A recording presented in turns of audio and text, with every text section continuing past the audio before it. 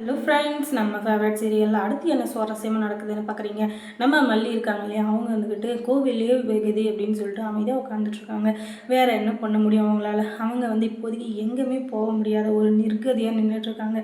அதனால் அவங்களுக்கு போகிறதுக்கு வழி இல்லாதனால தான் இங்கே அமைதியாக என்ன பண்ணுறது தெரியாமல் முடிச்சுட்ருக்காங்க. அதுக்கப்புறமா மறுநாள் கோவிலுக்கு போகலாம் அப்படின்னு சொல்லிட்டு போகிறாங்க. ஆனால் அதுக்கு முன்னாடி வீட்டில் என்ன நடக்குது அப்படின்னு சொல்லிட்டு பார்த்தீங்கன்னா, இவங்க 2 பேரும் வீட்டை விட்டு வெளியே போகிறேன் அப்படின்னு சொல்லிட்டு இருந்தாங்க இல்லையா.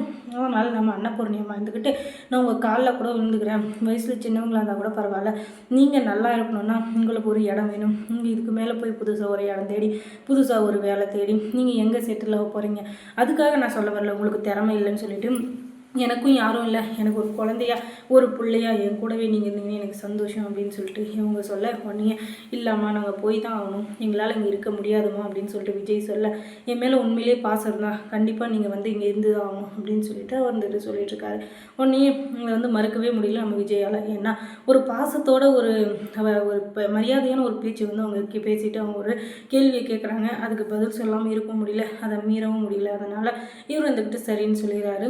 இருந்தாலும் கொஞ்ச நாள் தான் இருப்போம், அதுக்கப்புறம் நாங்கள் போயிடுவோம் அப்படின்னு சொல்ல, உடனே அவங்க பிரியமாக இருந்துக்கிட்டு சரி போகிறதுக்கு முன்னாடி சாமியாச்சும் கும்பிட்டுட்டு போங்க, வாழ்க்கையில் நிறைய தப்பு கெட்டது எல்லாம் நடந்திருக்கும், அதையே நினச்சிட்டு இருந்தால் நம்ம வாழ்க்கை எந்த பக்கம் போகுதுன்னு தெரியாது. அதனால் ஒரு கடவுளோட அருளோட போனீங்க நல்லது அப்படின்னு சொல்லிட்டு, கடவுளே இந்த குழந்தைங்க எங்கே போகிறதுன்னு தெரியாமல் நிர்கதியாக நின்றுட்டுருக்காங்க, அவங்களுக்கு நீங்கள் தான் நல்ல வழியாக காட்டணும் அப்படின்னு சொல்லிட்டு அவங்க சாமிக்கிட்ட வேண்டிகிட்டு இருக்காங்க. தெய்வங்களா தயவு செஞ்சு இந்த குழந்தைங்கள காப்பாற்றுங்க அப்படின்னு சொல்லிட்டு அவங்க கேட்டுட்ருக்க கடவுள் இங்கே எப்படியாச்சும் மல்லியை இங்கே கூட சேர்த்துட்டு, நாங்கள் மல்லிக்காக தான் இங்கே வெயிட் பண்ணிகிட்ருக்கோம், மல்லி இல்லாத ஒரு இடத்துல எங்களுக்கு என்ன வேலை அப்படின்னு சொல்லிட்டு இவங்களும் வேண்டிகிட்டு இருக்க.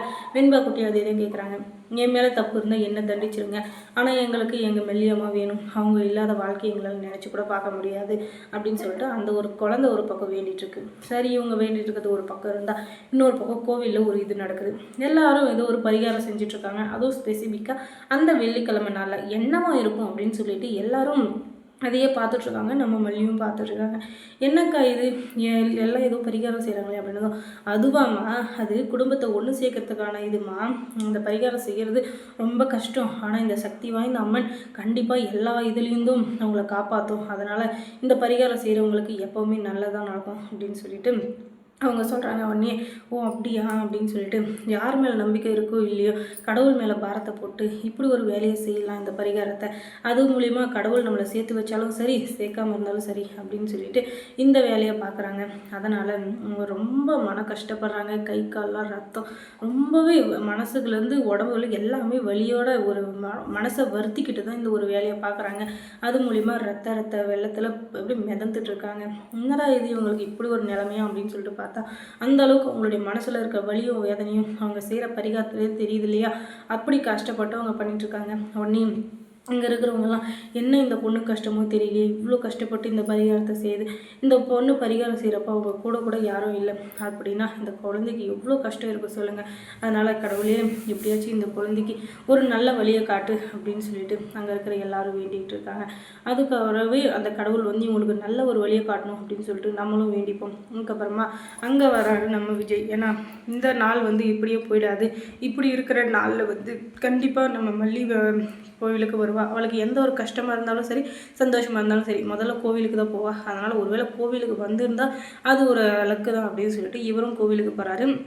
அங்கே போய் பார்த்தா பரிகாரம் செய்கிற பொண்ணு என்னப்பா இவ்வளோ கஷ்டப்பட்டு செய்து என்ன பிரச்சனையும் தெரியல அப்படின்னு சொல்லிட்டு எல்லாரும் பேசிகிட்ருக்காங்க. யாரை பற்றி பேசிகிட்ருக்காங்க, அந்த பொண்ணை பார்க்கணுமே அப்படின்னு சொல்லிட்டு நம்ம விஜய்க்கு ஒரு க்யூரியாசிட்டி மாதிரி. ஏன்னா அவங்க அந்த அளவுக்கு கஷ்டப்பட்டு ஒரு பரிகாரத்தை செஞ்சுட்டு இருந்தாங்க இல்லையா.